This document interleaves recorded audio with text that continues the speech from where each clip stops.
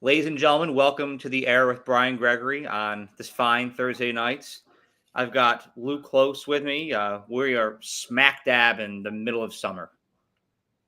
And we decided this would be the best time to do this, to talk our dark horses for the Heisman Trophy this year. And let me tell you, I've got some interesting ones, but Luke has some insane ones.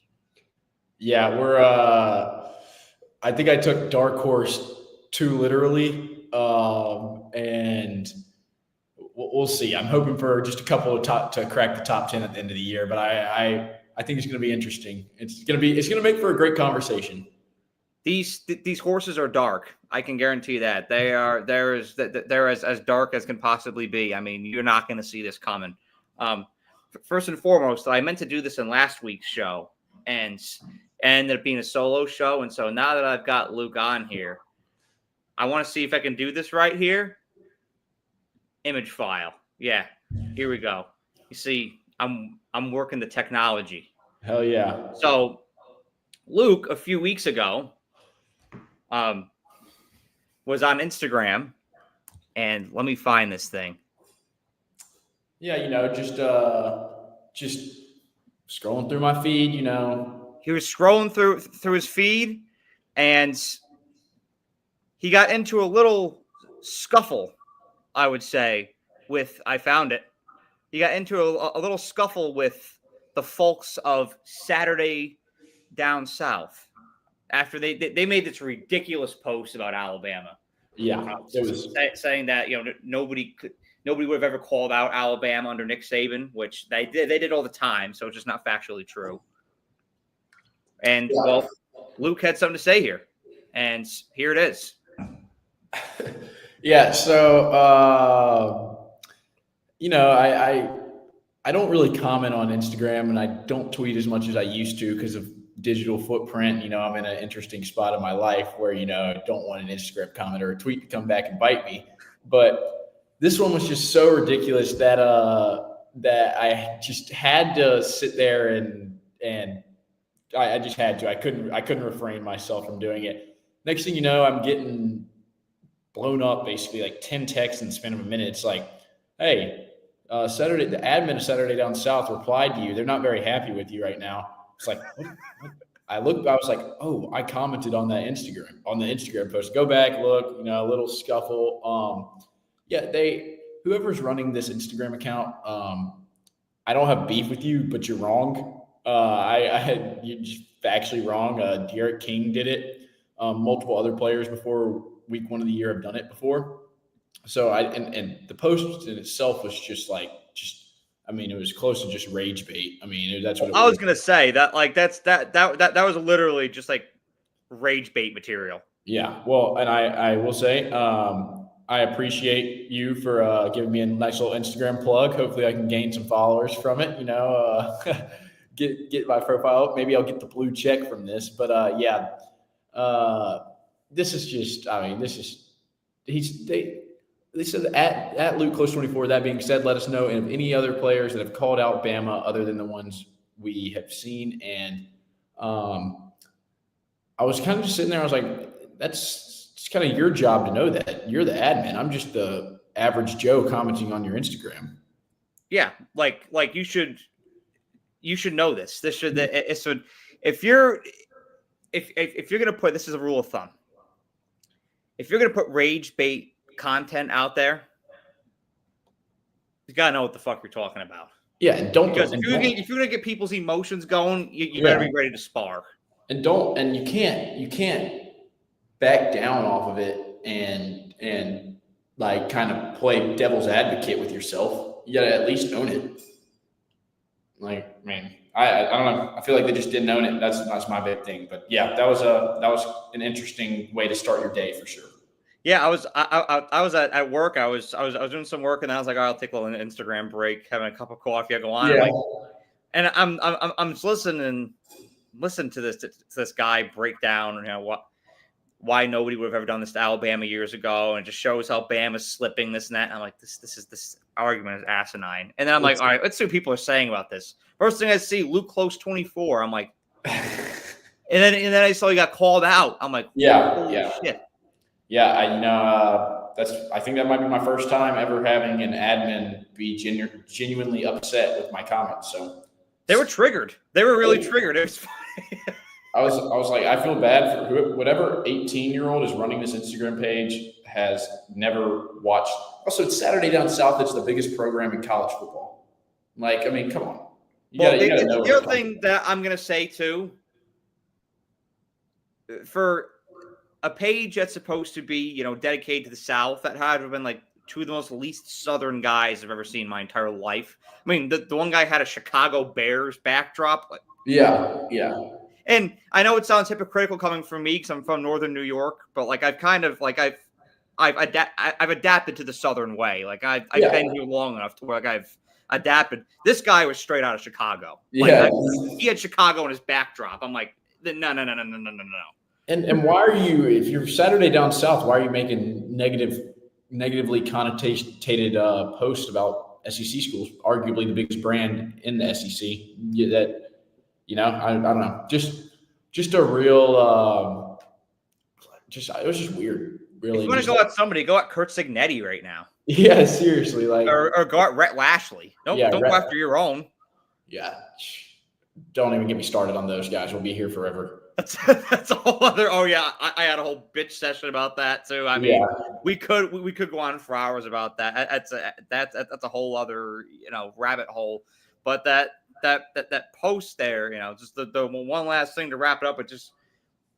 It was rage bait, and it makes me think of an experience that I had several years ago before I actually launched the era. I had an NFL page called NFL Unhinged. And it was like my first start into this. I didn't know what I was doing at all. Yeah.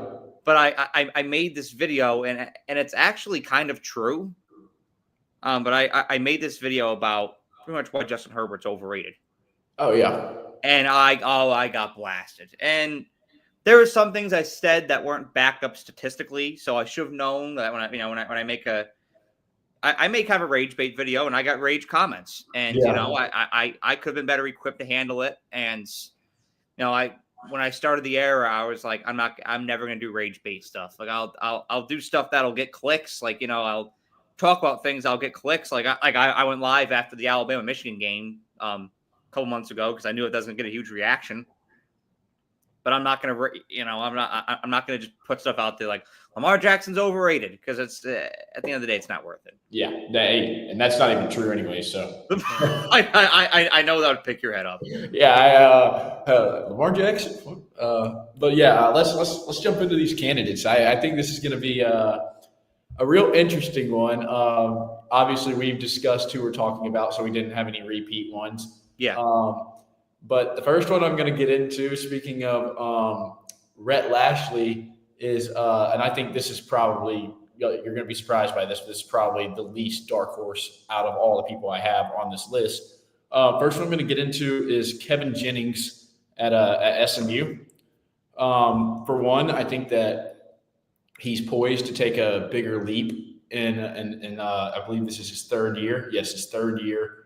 Or I guess he was a redshirt freshman last year, but he had a position battle. He didn't start the year as the starter.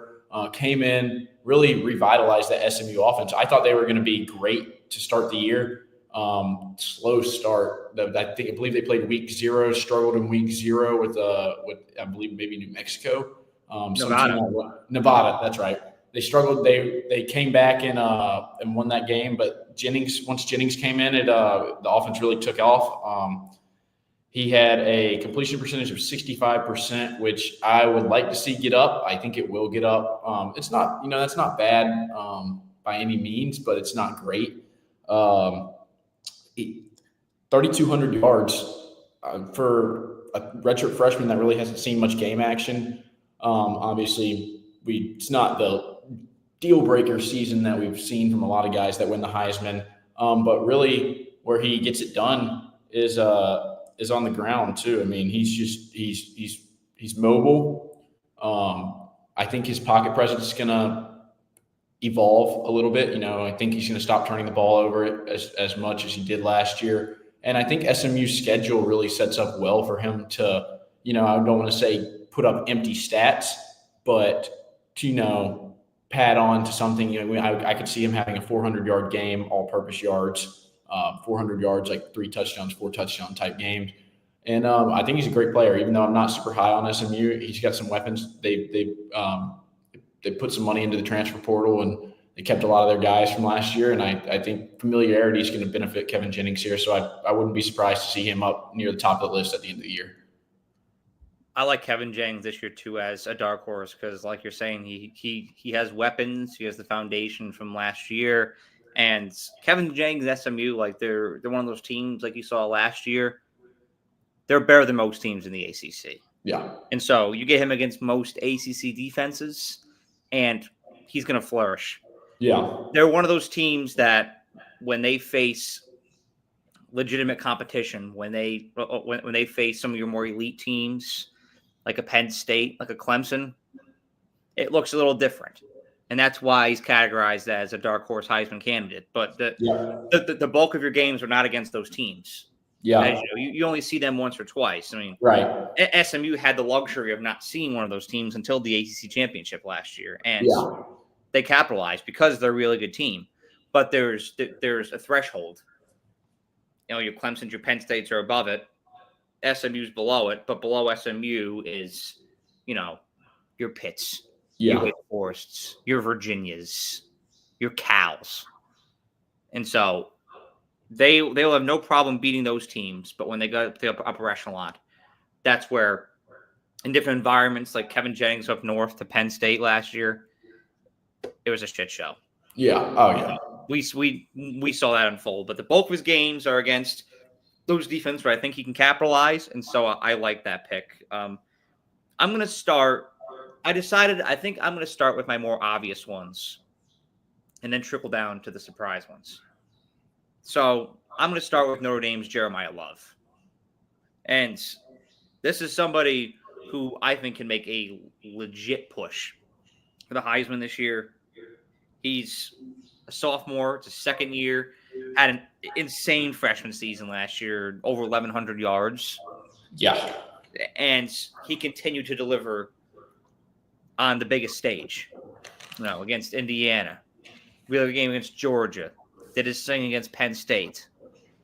He was the bread and butter. Him and Riley Leonard paired fantastic on that offense last year. And what I like about Jeremiah Love is the situation that he's in, because that was the way I put this list together. Was I looked at the guy and I looked at the situation as well. Notre Dame runs a one running back system. It's not Penn State. That's why I don't have Katron Allen or Nick Singleton in here. They'd be splitting snaps. Neither of them have a shot winning the Heisman because of that. Yeah. But Jeremiah Love's the guy. Notre Dame's offensive line, I have my questions about again, because we're seeing injuries already, accidents on field stuff. We're seeing injuries happen again. And that was a huge point of contention about Notre Dame going into the season last year. But Jeremiah Love still found a way as a freshman to get 1,100 yards. And so I think, and especially kind of like in SMU, the defenses Notre Dame is going up against most of this season, I think he's going to have a field day again. And Notre Dame's style of offense, they run a system that's predicated on a complementary style of football. So you start with the run game, then you open up the passing game. But that's how Notre Dame does it. They're rush heavy. They're going to use the shit out of Jeremiah Love this year, and I think he can exceed that 1,100 yard threshold. Yeah, and I agree with what you said about Katron Allen and Nick Singleton splitting carries, and Love is going to be a workhorse. They're going to make an effort, especially with Leonard being gone. Working. Jeremiah Love is the familiarity. That's, you said, guy and system. He's been in that system. Notre Dame's offensive line is always going to be a cause for concern. But when you look at Marcus Freeman and how he operates, it's a very old school style of football. It's defense and it's ground and pound and it's possession, ball control. And they're going to have their big plays. Their offense has some guys on it, definitely. But when it comes to Love, he's just – I don't know if there's another back in college football that's going to receive the same workload as Jeremiah Love, and barring injuries and just fatigue throughout the year, I see him as maybe even a top 3 finisher. He's a dark horse because he's a running back, obviously. Not many running backs win the award anymore. But yeah, I see him as he's the best running back in college football in my eyes. Oh, absolutely. I think that he has all the makings of that. His situation, his talent. Again, my other concerns are, like you said, fatigue and injury. When you're worked like that, I mean, you're more prone to injury, and then running backs just don't get a lot of love. No pun intended there. I mean, Yeah, you look at Ashton Janty last year. I mean, yeah, was it over 2,200 rushing yards? Still didn't win the Heisman, and that's another debate for another day.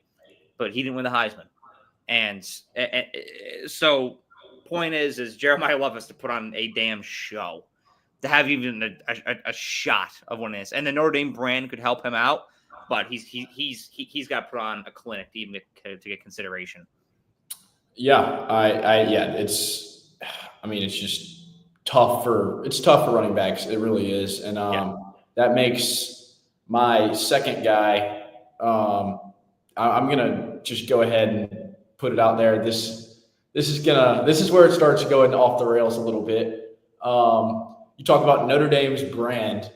Let's talk about maybe the exact opposite of brand in college football, and it's going to be Jordan Tyson at Arizona State. Now, just stick with me here. I know this is a hard one to fathom, but look, you still got Sam Leavitt. You still got Kenny Dillingham there, and I think Arizona State's going to be. I mean, they're my favorite to win the Big 12 by far. I think. I mean, you saw what they did last year. They came out of nowhere. But yeah, last year another just like Jordan Love or Jeremiah Love, he had 1,100 yards off 75 receptions, which is I had it somewhere. It's about 14 and a half yards per reception, which means that he's getting down the field and he's a deep ball target, and he's by far Sam Leavitt's favorite target. That's their like bread and butter. Now the thing that scares me is last year I had Teteroa McMillan as my Heisman dark horse, and he came out the first week and had put on that incredible, crazy and I was like, oh, I'm a genius. And then it just didn't work out at Arizona with Fafita and McMillan, and I just hope that I'm wrong when it comes to, or I hope when I'm right now, and I hope that it doesn't continue to bite me in the ass. But for some reason, I just can't stay away from the Arizona schools, especially their wide receivers. So I mean, I like the system for them. This is going to be a common theme, I think, for us. Looking at the guy and then looking at the system. This works out for Arizona State and the Big 12. I think just because of the Clemsons of the ACC, I think the Big 12 is actually weaker than the ACC. And so I think that for Tyson, he's going to have favorable matchups. Obviously, you've still got your Utahs and teams like that play tough defense. But if he can stay healthy, because he had some nagging injuries all throughout last year that kind of slowed him down a little bit. He's going to be a senior this year, so he's got the body. I mean, everything. I really like Jordan Tyson, and I don't think I don't think he's going to win. I'm not saying he's going to win the Heisman, but this is one of those guys that I could see having that crazy year that they're top 3 and they're the national media, or they're the media darling, like the Instagram darling and the popularity contest. But I don't know if being an Arizona State wide receiver is going to win you a Heisman Trophy. It's hard to come over that.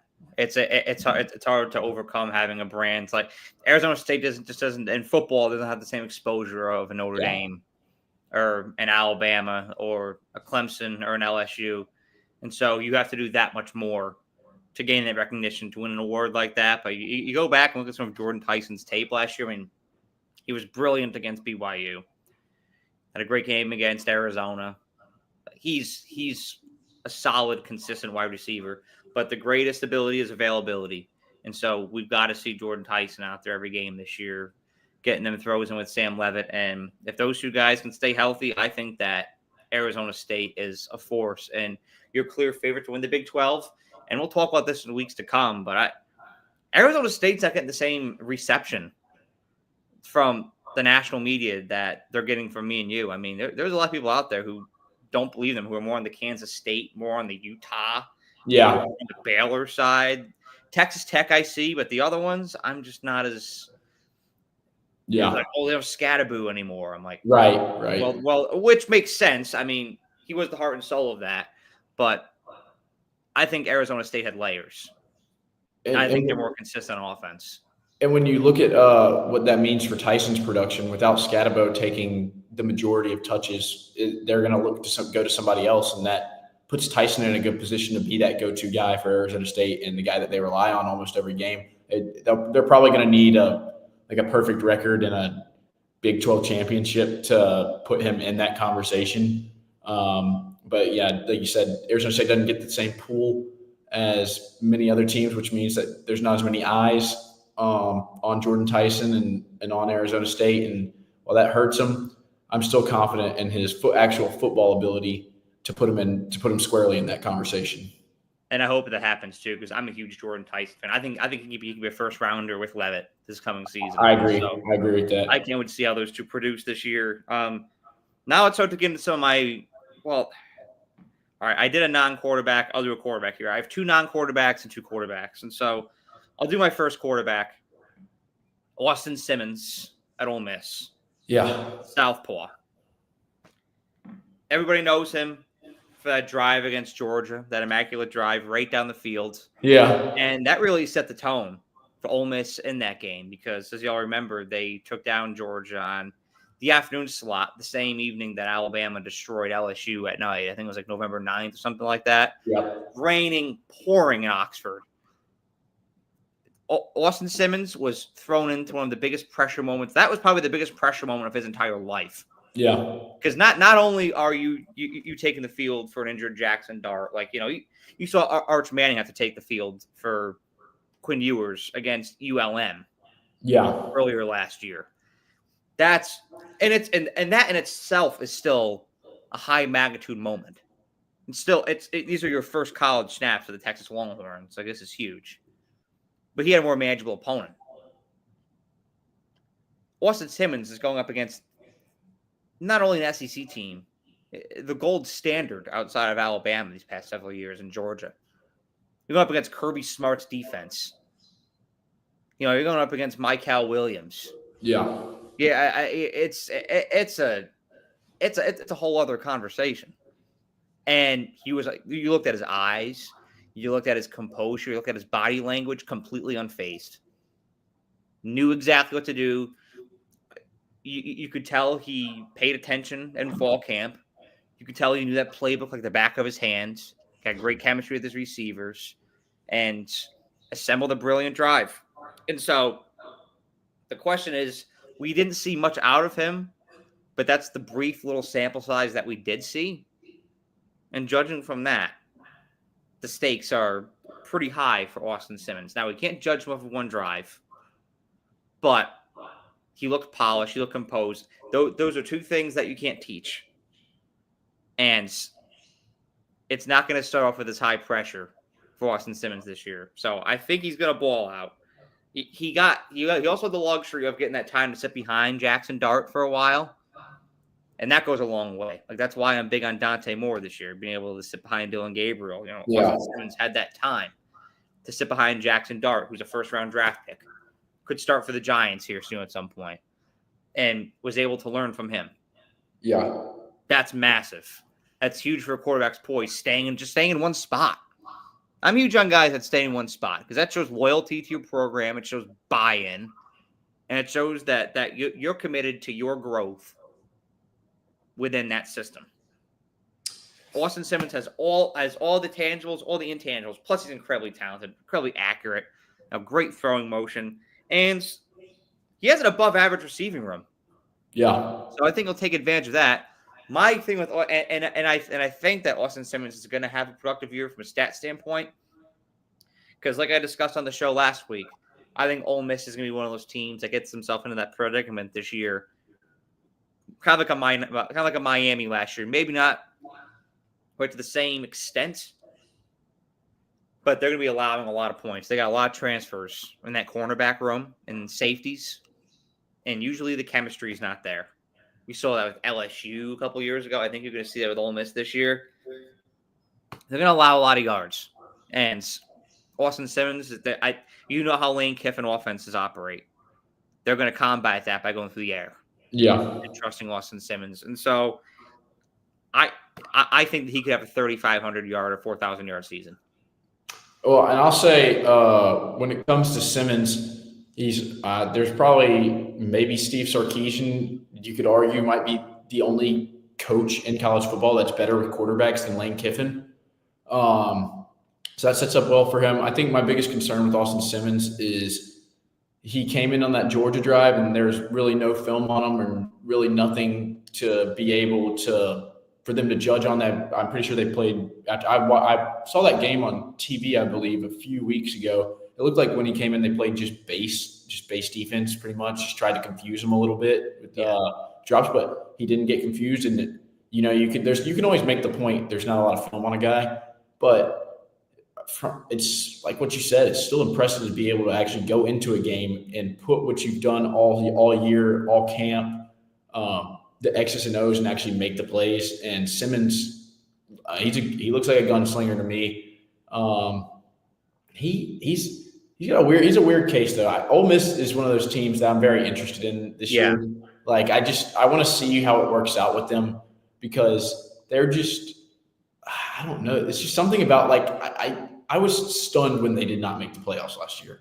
I'm still comprehending it. I mean, like I've said on the show before, Ole Miss is my second favorite team, and the Grove is one of my favorite places. Like I pull for Ole Miss a lot, and so I had high hopes for them last year, and when they missed the playoffs, I was devastated. I was not expecting that. I mean, after the Georgia loss or Georgia win, I'm going around saying that Ole Miss could be the second best team in the nation. Yeah, behind Oregon. I'm like this or Ohio State. Like this could be your number 2 team.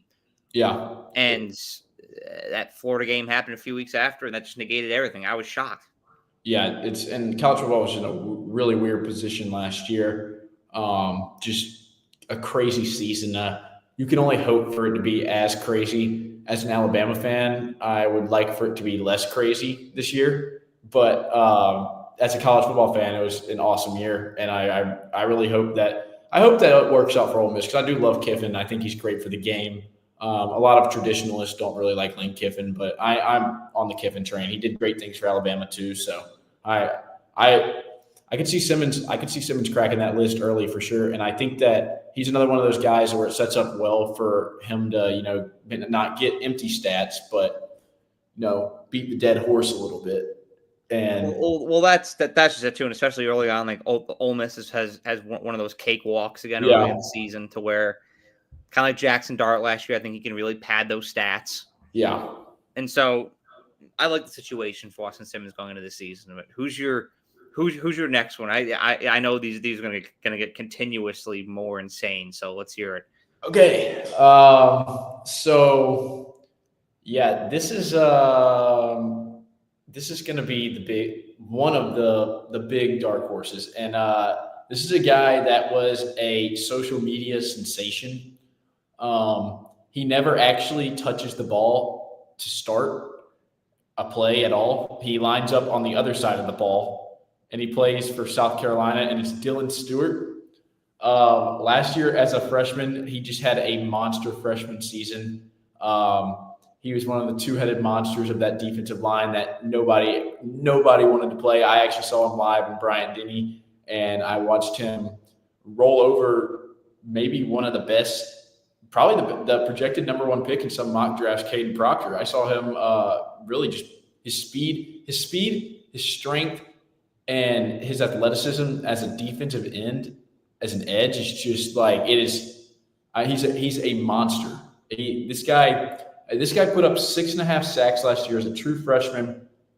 2 fumble recoveries, 3 forced fumbles, 17 solo tackles, 6 assisted tackles, and 11 tackles for loss as a freshman in the SEC going up against – they had a tough schedule. I mean, he went up against LSU, who had, I think, the best offensive line in the country last year.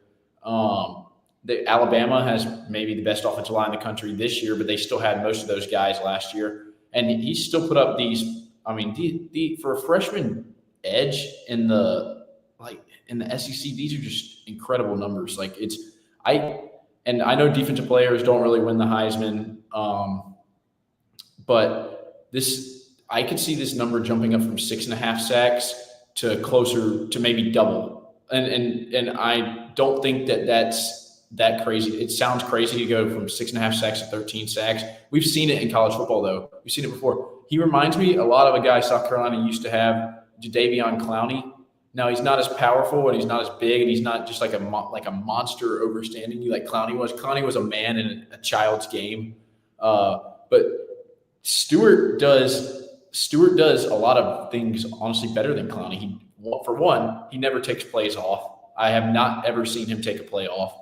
2, he's a little bit quicker, which is crazy because Clowney was, I mean, you've all seen the Michigan play. He can get in the backfield in less than half a second. Stewart, I think, actually might have a better release time on the edge.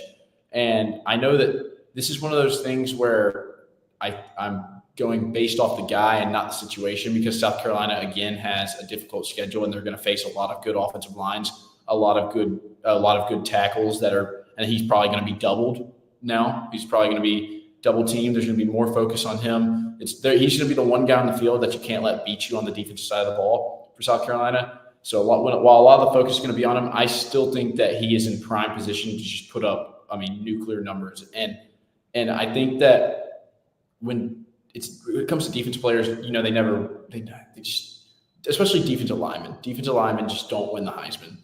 And that I think that Dylan Stewart, while I don't think he's going to win it, I wouldn't put my money on. I might sprinkle a little bit on it because it's going to be some crazy odds, but I think Stewart's going to end up at least top 10 at the end of the year. If I'm making one prediction, that's going to be my prediction for the Heisman this year, is that Dylan Stewart will be in New York or close to New York. I would love to see it. I whenever a defensive player, mainly an edge rusher, can break into that top position for the Heisman, I fucking love it. It's one of my favorite positions in football. The edge rusher. I mean, the aggression, the twitchiness. Like, your goal is just hit the quarterback, and it's when you have a good edge rusher, it's electrifying to watch. And looking at the broad landscape of college football here, you have a guy like Abdul Carter last year, and you saw the show that he put on. And he's already putting on a show for the Giants in training camp right now. Yeah. But you're like, okay, who's going to be that guy this year? Yeah. It could very well be Dylan Stewart. And I love that's in South Carolina, too. South Carolina is another one of my favorite brands in college football, Sandstorm and whatnot. Love Columbia, South Carolina. And I think this could be an electrifying year for them. And I could definitely see Dylan Stewart doubling his sack number this year. That would be incredible. And so I'm going to go with another non-quarterback for my third Heisman pick here, dark horse. I'm going to stay in Tuscaloosa. I'm rolling with Ryan Hollywood Williams. And I'm really confident in this one. And again, it goes back to dynamic. Like I was talking about with Jeremiah Love. Ryan Williams is in a situation where he's playing alongside 2 other wide receivers who needs the defense's complete undivided attention. And Jeremy Bernard and Isaiah Horton. He's not in an offensive system where you can just double team him, take him out, and hold him to 35, 40 yards, and you win the game if you're that opposing team. You got to worry about what Bernard's going to do. You got to worry about what Horton's going to do. You got to worry about Alabama's backfield.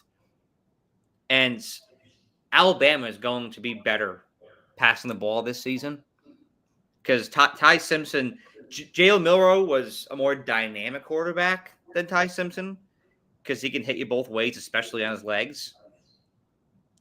But Alabama is going to be rolling a much more pass-heavy offense this year. And they'll be rolling a lot more in the pocket. Ty Simpson is a much better pocket passer. And so you're just going to be seeing those deep bombs a lot more to Ryan Williams, to Jeremy Bernard, to Isaiah Horton.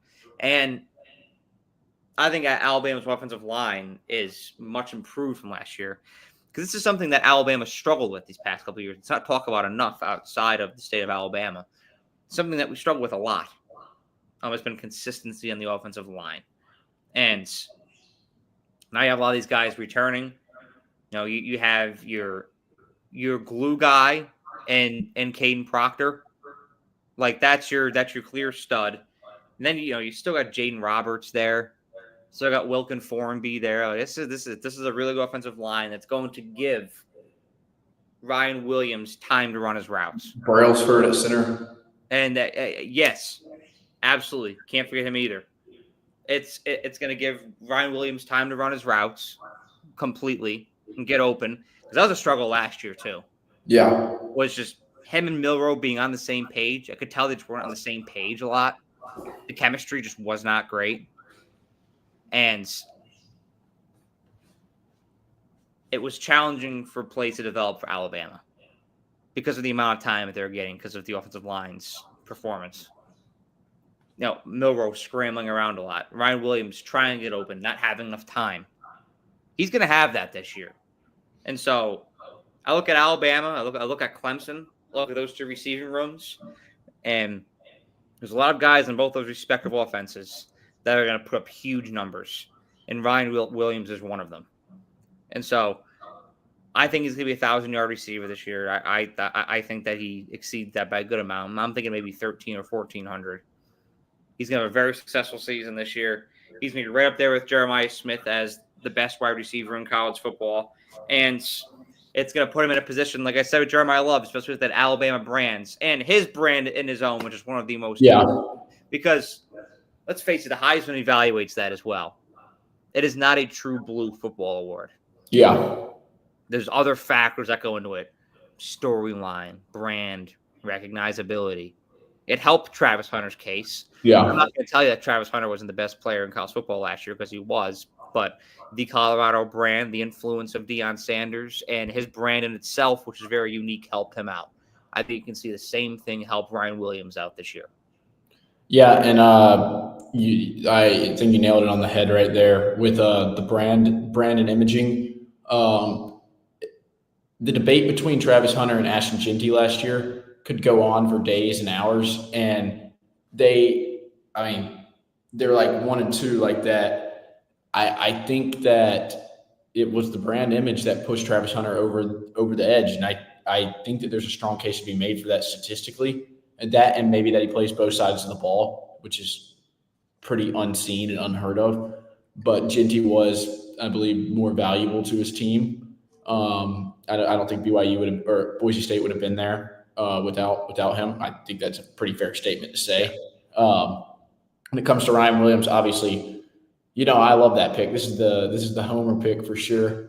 The thing with Ryan is last year, he started off so strong. I mean, he put up 2 of the more impressive performances by a freshman wide receiver that we've seen. I mean, and then obviously Jeremiah Smith did it later on in the year and pretty much all year. But Alabama struggled to get him the ball towards the end of the year. That was a big reason why the offense kind of slowed down as much as it did. Now, there were those games, LSU, that it looked like a runaway train. It just looked incredible. But I think this year the focus is going to be on getting your best player the ball. Is there too many mouths to feed? That's the real question. Because just as Alabama's offense is so well balanced and so great, like it's just you want to have those guys to open other guys up, but at the same time, you got to get everybody the ball. So we'll see if. We'll see. I think 1,300, 1,400 is right around where he'll end up. And I think he's probably it's going to be him versus Jeremiah Smith. And I think we could see both of them in New York realistically. That's not that unfair to say. No, and I mean, and Jeremiah Smith's not on my list because he separated himself from the pack later in the end of the season last year, and I think if you do a Heisman rerun post Natty, I think Jeremiah Smith wins it. Yeah, I agree. I think that there's an argument that he was the best player in college football in January. And so that says a lot for him. And for that reason, he's not a dark horse. He's a legitimate favorite. He's a legit top 5, top 6 guy to be in New York this year. But Ryan Williams is outside of the conversation. But with a productive year like he can very well have this year, he can launch himself right back into that conversation. And so that's one of my dark horses, Ryan Williams. But I want to hear yours right here because this one is fascinating. All right. So just to preface this, I'm not going to sit here and back it up with any statistics. I'm going to back it up with situation here. And it's because there's really not enough to go off of with this guy. He hasn't really shown much at all, but he did make an interesting move to a coach that is traditionally very good with big quarterbacks and is known as a quarterback savant as well, has been around the SEC. He's now out west at UNLV, and it's Alex Orgy with his new head coach, Dan Mullen, the transfer from Michigan. Look, I'm not going to sit here and tell you with a straight face that this guy is going to be anywhere near New York or maybe even finish out the year at the starting quarterback. I mean, it could go either way. I mean, he could be incredible or he could be horrible like we've seen before. No, I don't think the situation at Michigan was great for him. They used him more as as a running quarterback, and when he came in the game, everybody kind of knew what he was doing. And when they had Will Warren in the game, or not Will Warren, Drew Warren in the game, Yankees pitchers. Yankees are living in my head rent free right now. When they had him, the defense knew exactly what was coming. So I don't think he was really given a fair shot. Now, is there a reason he wasn't given a fair shot that we don't see? Probably. It probably was on the practice field. He probably was not very good or very accurate, but he's a big quarterback. He's a big arm. We've seen that. And I think that there's a legitimate chance that with Dan Mullen, he turns into maybe not like an extended game manager, I would say. And I think I'm not going to sit here and say this guy's going to end up anywhere near New York, but I think it's an interesting thing to watch for. And I think when you're looking at dark horses, you're trying to find somebody that, could just come out of nowhere and really shock the world. And I think this is my guy that I think I'm going to ride with him till the wheels fall off, I guess now. I guess I'm committed to that train now. Hopefully we see a lot of orgies in the end zone. And shout out to RG3. And, we'll see. I'm hoping for a Dak Prescott type of year out of Alex Orgy. Well, it's Dan Mullen leading quarterback. You saw what he did with Dak Prescott. You saw what he did with Kyle Trask. I mean, the guy's an absolute quarterback whisperer. But if he can somehow make it to New York, that when there's an orgy in Vegas, special things can happen.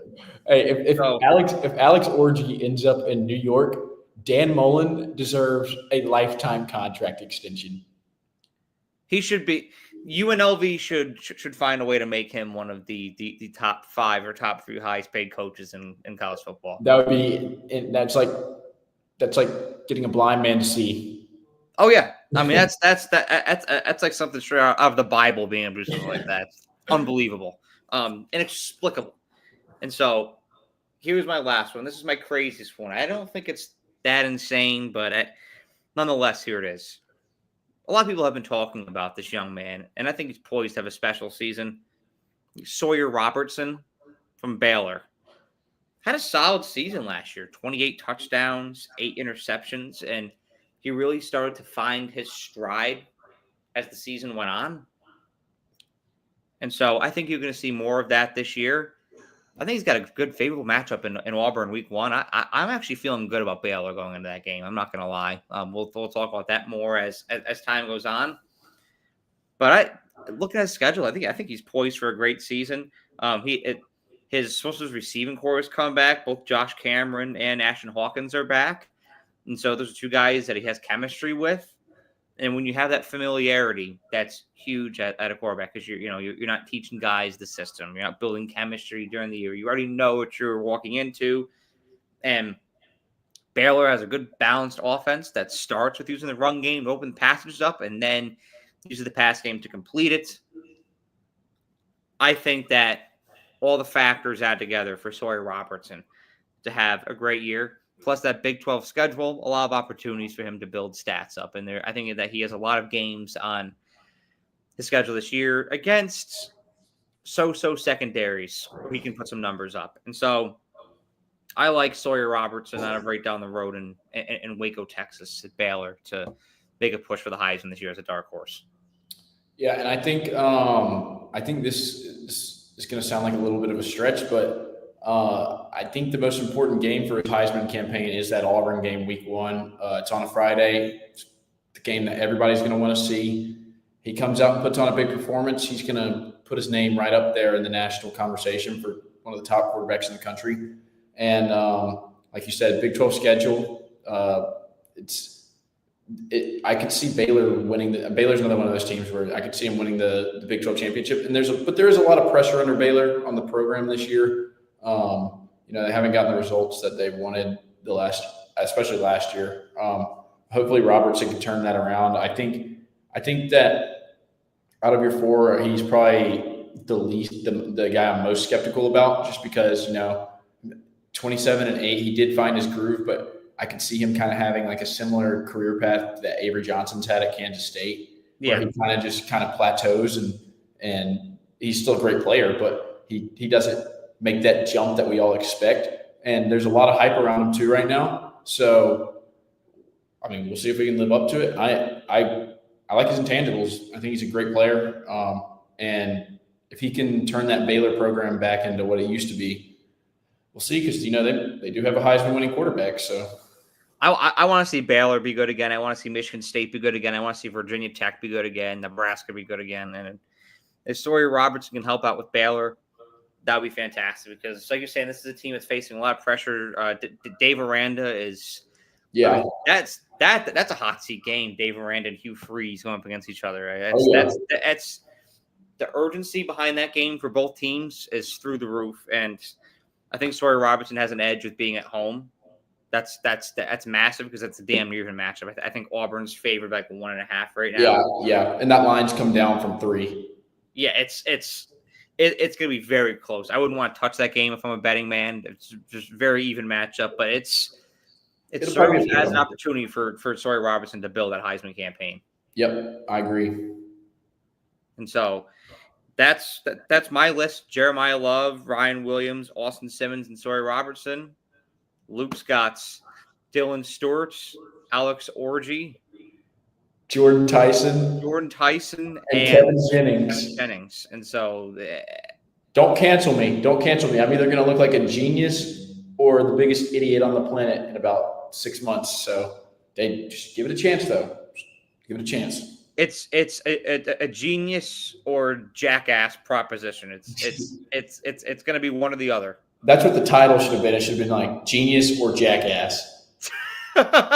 Genius or Jackass. What is this guy going to end up looking like? Hey, maybe we should start a little series called Genius or Jackass, where we just make the biggest, most unbelievable predictions on the planet. I kind of like the way that flows. I'm gonna see if I can work on the branding for that this weekend. Genius or Jackass, brought to you by The Air with Brian Gregory. I like it. I like that a lot. Well, that's all that we have today for the Dark Horse Heisman candidates. We're about to hit 50 minutes here, but as always, thank you, Luke, for coming on here. And it's July 24th, and so coming up on about a month. We are exactly a month out from the start of college football as of today, and we're barreling into the season. So we're gonna have some like actual real content coming for you very soon. Yep, I'm ready, man.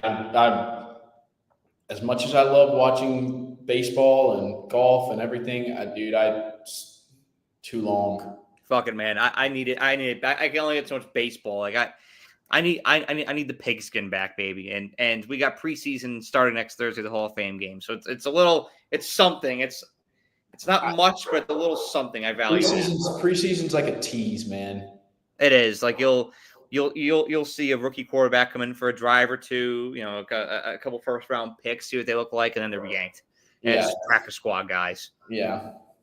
But it's at least it's something. But week 0, exactly a month out, so we have that to treasure. Yep, I'm ready. Well, thanks for coming on here, Luke. You have a great day, and we'll be back on next Wednesday. Thank you very much. Thank you, sir, and thank you all for watching. Have a great day.